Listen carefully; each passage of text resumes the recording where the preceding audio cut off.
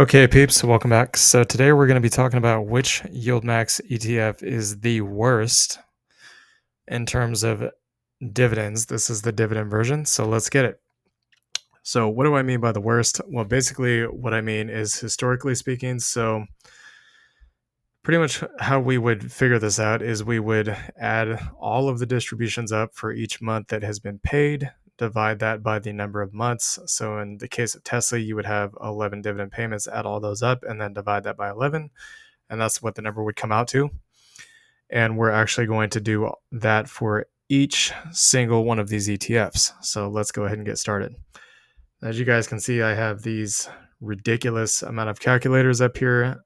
Reason being is because I decided to go ahead and do this ahead of time. I figured it'd be easier that way. So let's get into it. So Tesla, you have, it looks like 11 payments. And you also have 11 payments for OARC. The payment dates are from January of this year to November of this year. Keep in mind, we're only doing this year so far. So the first one, which would be Tesla, would be 77 cents a month. Again, this is basically the entire amount of all of the dividend payments added up divided by 11. Okay. The next one would be OARC, which is 57 cents a month. I believe that's right. Yeah. So I think OARC is actually 57 cents a month. I don't know why that seems like it's wrong, but I don't know. I mean, yeah, I guess it could be right. Am I the only one that thinks that that's off? It seems like it should be lower, but a lot of these payments are actually, as you guys can see, only a few of them have been done at 30 cents. Most of them have been at 50 cents or higher. So yeah, I would say that's right. I think I'm tripping right now, honestly. Anyways, so moving on to the next, we have Apply. So that's the total number of distributions divided by 6, which would be the third link here. You get 39 cents a share on average. Over the course of 6 months, you have NVIDIA. Obviously, NVIDIA has been an excellent payer up until recently, but that's understandable because NVIDIA did actually have a pullback during this time, so I'm not really surprised that the dividend came in lower. But when it goes back up, I'm expecting the dividend to go back up too, and also the price of NVIDIA as well. So that would be the fourth tab. We go 1, 2, 3, 4. We're looking at roughly about 75.5 cents a month. AMZ would be the next one. So the total amount of distributions in terms of cents and dollar amounts divided by 3, which is 5 tabs over. So you get 1, 2, 3, 4, 5. You're looking at 55 cents a month. Next one is FB. That would be for 3 months. You get 1, 2, 3, 4, 5, 6. Just over 40 cents a month. So we got Tesla, ORG, Apply, NVIDIA, AMZ, and FB so far. So the next one would be GUI. As you guys can see, the payments are quite a bit lower here. The top payment for GUI has been roughly around the bottom payments for ORC and even less than the lowest payment of Tesla, just something to put into perspective there. So 1, 2, 3, 4, 5, 6, 7. You're looking at 35 cents a month on GUI. Enfley would be the next one. We have 3 months on Enfley, so this is 8 brackets over. So you get 1, 2, 3, 4, 5, 6, 7, 8. You're looking at 45.5 cents a month on GUI. Coney, obviously that's a big one. That's probably the highest paying one so far, other than maybe AMDY. So 1, 2, 3, 4, 5, 6, 7, 8, 9. That's $1.13, basically $1.13 per month, which obviously outpaces AMDY and the fact that it's paid more over 2 months on average than AMDY is paid in a single month. But we'll have to wait and see what AMDY does next month. So the next one will be MSFO. So you basically have 10 tabs over 1, 2, 3, 4, 5, 6, 7, 8, 9, 10. You're looking at 32 cents, almost 33 cents a month.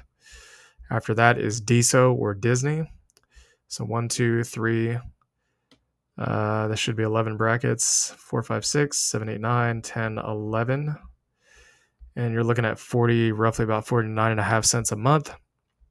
So we have 2 more. That would be Zomo and JPMO, which are obviously the last 2. So Zomo, I think this is Zomo, yeah, is 40 or 34.5 cents a month. And then the last one, which is JPMO, would be at 38.5 cents a month.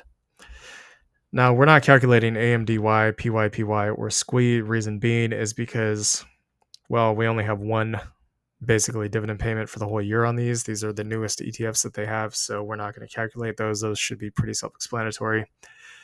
But in terms of what we're looking at here, so basically there's two metrics that we personally look at. What is the overall average of the dividend amount over the course of basically the existence of the fund, and what is the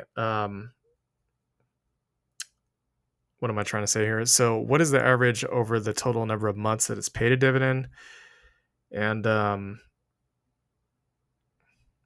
I I honestly forget, but basically we're calculating it like this. Is pretty much how we're doing it. So we're gonna go over the numbers here, so you guys can see we got Tesla, OARC. I believe this one is Apple, so that's 39 cents. Nvidia 75 cents.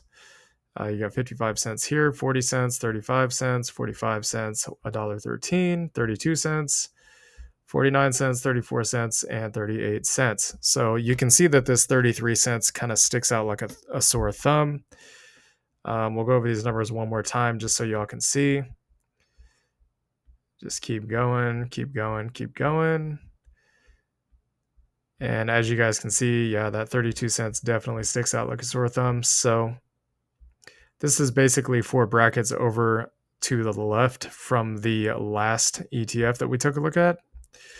So 1, 2, 3, 4. So it appears that MSFO is basically the lowest paying dividend yielding stock, or I should say options ETF premiums for those of you out there that have the need to specify what it is. It appears that MSFO, or basically the YieldMax ETF version of Microsoft, would be the lowest paying dividend stock so far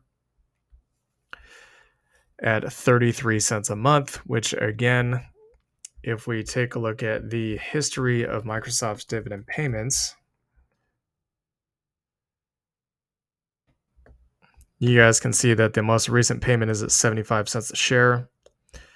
Why does this matter? Well, we're going to do the math on this right now. So if you're getting 75 cents a share per quarter, which is actually pretty good, honestly, even though the yield's only basically 1%, as you can see here, or less than 1%. So we times that by 4. So you get $3 a year in dividends per share that you own. But again, Microsoft is really expensive. Let's see if it shows the price. Yeah, as you guys can see, the price is here. The most recent close was at almost $370 a share, so it's very expensive. Whereas MSFO, I believe, is like $22 or $23 a share right now. So if we were to divide 3 by 12, you're going to get, well, basically 25 cents a month. So you would get 33 cents a month with MSFO. And if that 8 cents a month really makes a difference for you, then in my opinion, not financial advice, it would make more sense to own MSFO than MSFT. But then again, we can take a look at, we can go over here to the charts real quick and take a look at both MSFO and MSFT. So we'll take a look at MSFO.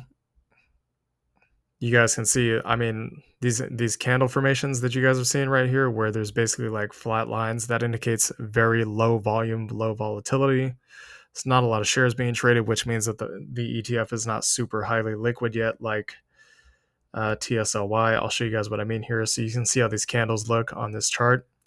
It's very hard to tell what the price action is doing. Well, if you take a look at Tesla, you can see there's full candle formations here, and the volume is a lot bigger on Tesla than it is on MSFO. Your most recent candle is only 240 shares traded, where the most recent candle on Tesla is 12,000 shares traded. So keep that in mind. But if we take a look at, and that was on the 15-minute, that's not on the weekly, but still, I mean, that is an important point to make, I think, for people that are looking to get in and out of their positions whenever they want to. So from the bottom to the top, you would have made basically about a 13% return if you had timed this perfectly. But if we go down to Microsoft, so right here, well, actually, let's Sorry, give me a second. So I got to go back on this. I got to see when this bottom was. So the bottom was basically September 25th. So we're going to go back to September 25th on Microsoft. We will actually move this over to the daily so we can get the exact day on Microsoft. So if we go to September 25th, as you guys can see here, it's pretty much almost exactly at the bottom of that swing low. So I believe this is the candle right here. Yeah, so this is the candle. So as you guys can see, it didn't really go down much from there. That was pretty much almost the exact bottom on Microsoft, about 1.54%. But in terms of percentage gains to the upside, you're taking a look at almost 18%. Again, Microsoft is not going to be a super volatile stock because it's so well established at this point. But if we go back to MSFO and we go back to the bottom to the top, you guys can see that MSFO actually had a smaller overall return than Microsoft. So something to keep in mind. If you own Microsoft over MSFO, you're probably going to get a higher price appreciation, like overall percentage return, even though the dividend is slightly lower. But with MSFO, you're taking a look at a slightly higher dividend, and of course it follows the price of Microsoft. So you're going to end up getting some upside appreciation on top of that. So anyways, hope you all enjoyed this video. Please let us know your thoughts and comments down below in the comments section. Please like, comment, and subscribe, and we will see y'all later. Peace.